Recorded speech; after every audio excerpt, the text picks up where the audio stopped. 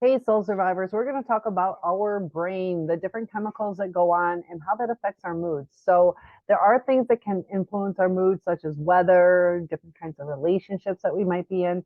But there's four main characters that play a big role within our brain. And those include dopamine, serotonin, oxytocin, adrenaline. And to understand these, we need to know a little bit more about our brain. So, what kind of relationship does our brain have with our mood? Inside our brain, there is an area that controls certain chemicals, and these are called neurotransmitters. And it communicates to other areas of the brain, and uh, it can stimulate us or calm us.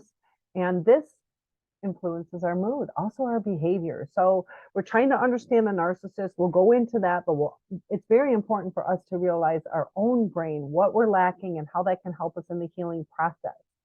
So there can be a chemical imbalance, and that can either make you too uh, much or too little of certain of these neurotransmitters, and it contributes possibly to a mood disorder or even a mental health condition if it's not addressed and corrected.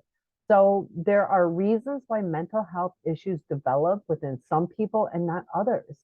And a lot of it deals with the brain chemicals. And there are medications that work on correcting chemical imbalances within our brain, but it's also important to help improve, or reverse the symptoms of mental illness and to take control over these chemicals that are necessary or even they're in overload. So we're going to talk about the four different types. The mood regulator is serotonin, and it can affect your mood, such as happiness, your well-being, and also the stability of your mood. It'll help you with your sleep cycle, other processes in your body, such as appetite.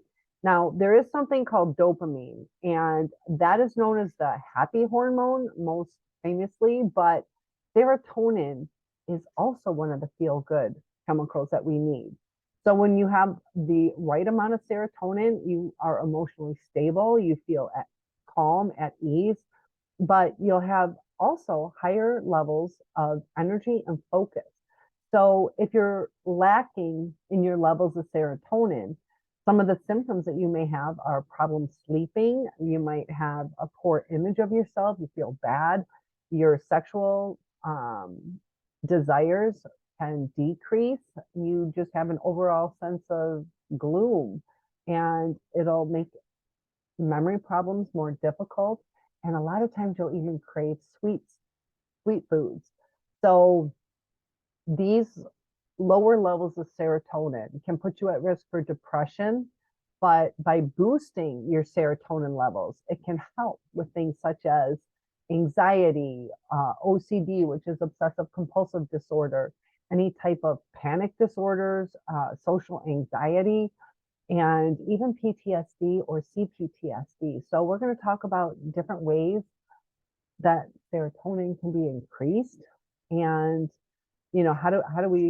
how do we boost it? Sounds pretty good, right? There's some natural ways, get that exposure to the vitamin D, go out in the sun. The sunlight will uplift your moods. And I live in Michigan. There's a lot of seasonal depression here because of the dark, gloomy days. And, take advantage of the sunlight that you do have. Exercise can increase your levels of serotonin. Sometimes even counseling, talking about things, or just meditating and allowing your brain to process things to calm yourself.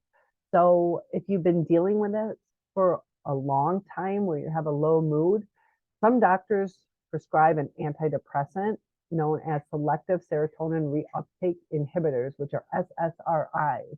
And they're within Australia, they're the most common, but they work by stopping the nerve cells from reabsorbing the serotonin again so quickly, so that there's more available to keep transmitting messages.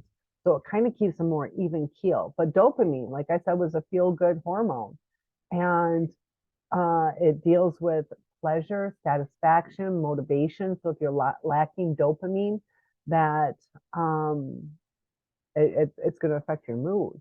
and it acts like a reward, and the brain will release it when we do things we love, like even just eating our favorite foods. So that's why with those dopamine hits that we get, sometimes we have cravings, and sometimes when we're off kilter, we crave things just to get that dopamine hit, and that's what the narcissist is out for, just that dopamine, just that feel good hormone, because they're lacking it and they're trying to create it, but they do it in such an odd way that the brain craves it, and it's never enough. So because of the trauma and the lack of connection between the neurons and the neurotransmitters due to the brain damage that they've done, had done to them through their childhood, but we've had some brain damage done. So how do we boost these feel good chemicals? There's something known as L-tyrosine, which is a protein, and this is necessary in order to make dopamine. And it'll can be eaten in certain foods. So it's important, if you avoid processed foods, you're going to have a better uptake. Avoiding foods that are high in fat, sugar, and caffeine. And here we go again with the exercise. Exercise is vital to keeping us in the best state of mind. And it's important to get enough sleep. And when we do activities that make us feel good, such as meditation, having a massage, experience things that we enjoy can help boost that. And is it ever possible to get too much dopamine? So everything in moderation is good. But if you have a chemical imbalance of dopamine, it is possible. Too little is linked to some mental illnesses, while too much of this hormone can lead to negative behaviors like being overly competitive, aggressive, having poor impulse control. Some people actually become addicted to things, whether it's sex, drinking, recreational drugs, eating, gambling. It's thought that it's the dopamine that they're craving. And adrenaline is what helps keep us safe, but it needs to be within moderation, because the narcissist keeps us in this high adrenaline rush for such a long time that it's starting to damage us. So adrenaline, or better known as epinephrine, is responsible for our body's flight or fight response. It helps us to react quickly if something is dangerous or stressful. And this hormone is released when we perceive some type of danger or fear or any type of threat, or we become excited, startled. So you might feel a mix of all these emotions when doing something like a thrill-seeking adventure. So that's when you can be full of adrenaline. And this adrenaline rush will possibly cause sweating, rapid heartbeat, rapid breathing. You might feel a little bit jittery or even nervous. And you even have an increase of your strength, your performance on what you're doing. And during this time, you also won't feel as high a level of pain. And some people like this adrenaline rush, and they will purposely do things that will trigger it, such as skydiving. And, bungee jumping can be popular.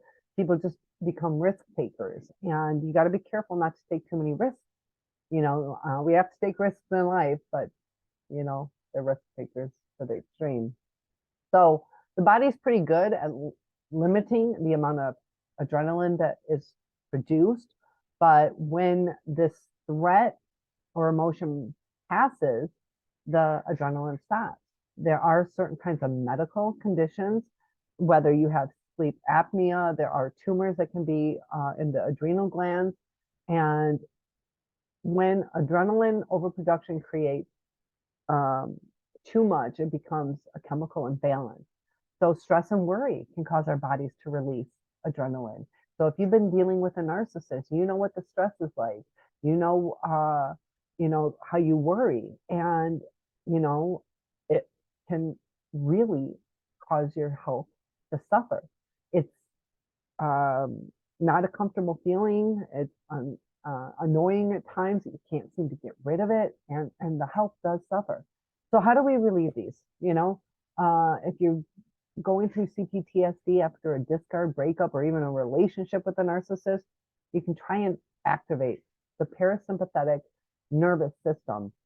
This is known as the rest and digest system. And this is nice because it overrides that fight flight response that our body goes through during times of stress. So, deep breathing, you've heard it before, I'm sure, that deep breathing actually does calm you down. Meditation, being mindful. And that's where when we get the rumination that we have to utilize mindfulness. And, yoga can help. Tai Chi is also really good. Sometimes even just talking about what's bothering us. And, you know, uh, with dealing with the narcissistic abuse we've gone through, that when we reach out to our friends, we have to do that in moderation too. So we don't want our heaviness emotionally, or negativity, or sadness, or not feeling that they don't understand us, that's not going to tear apart the relationship. That's why it's really good to talk to outside supporters such as coaches from NAMI or myself, or a therapist who can help you go through this. But if you can limit alcohol and caffeine, your body readjusts. Avoid devices such as cell phones or computers right before bedtime, because that'll keep you in a more alert state. It's harder to calm down. You should give yourself an hour or two before going to bed without any of these devices. So this warm and fuzzy one, the oxytocin, known as the love hormone, it promotes trust, empathy, and even bonding in relationships. So we start craving that oxytocin again because we felt so in love. And unfortunately, the way the narcissist brain works is because they don't have that empathy, they don't have the area of their brain to um, process the chemicals the right way. And it's a struggle for them to feel good. And, they crave the dopamine that they, along with serotonin, dopamine, and oxytocin, it completes the trio of the feel good chemicals. But oxytocin, it's interesting how it's released in the body during childbirth, even breastfeeding and sex. And the lower levels of oxytocin are linked to depression. And we're still studying the relationship between how oxytocin builds bonding. There's a lot more research that knows to go on, but boosting oxytocin may help you treat any type of depression that you may be going through, anger issues, phobias of going out in public. And it's nice that, how they have support animals. That's because a lot of times stroking a pet, just petting it, can make things easier. Meditating, we hear again, even just a hug, a nice long hug can calm you, make you feel good, get that warm, fuzzy feeling. And humans need touch. And holding hands, sometimes even having sex is good. Do it in the right way, do it with the person that you should be doing it with. But social bonding, talk with people, laugh, make that eye contact. And a lot of us, even after COVID, or just we're so used to just texting people, that we're missing out on the eye contact. And laughing is a great way to increase those oxytocins. And you can even, start reconnecting. Our narcissist had us isolated, and now we can take control back, connect with people who want to connect with you. Taking time to do things that we really enjoy. A lot of times we get so used to either getting in a rut or a routine, or thinking it's too much of a hassle. I know when I was going through some struggles, I didn't want to get out there. You got to take a shower, you got to put on clean clothes. But once you do it, you're going to feel a lot better. That, for one thing, you accomplished it. You faced your fears or hesitations, and you got to connect with people. And a lot of times, too, you get that little bit of sunlight when you go out to your car or walk to the place of business that you're going to. And it can make you feel good when you're involved in your community or your religious organization. Self-care is important. Be your own best friend. How we dress, how we put ourselves together affects our mood. So do yourself up so you feel the best that you can. Reducing Your stress levels is going to help, and getting that good night's sleep. Sleep is extremely important. You can't go more than 11 days without dying without sleep. That's how vital it is. And it gives our brain a chance to reset, to process things. That's when memories are committed to memory, and the stuff that we don't really need is discarded. That way we're not overloaded with too much, which keeps us in a different state of mind. So it's important to get help. There's a lot of different things. And, there's people who can do a health assessment to see where your mental health is. If you need certain medications, or, just talking through your problems, mental health professionals can help with that. I have one-on-ones available. And, feel free to ask questions, because by understanding, we have a better knowledge base, and that's when we know what our game plan should be in our healing process. So I hope those are helpful. There are ways to increase or decrease your levels for optimal healing. I'll see you in the next video. Likes help with the algorithm. Please subscribe and share with others if it'll help them. See you soon.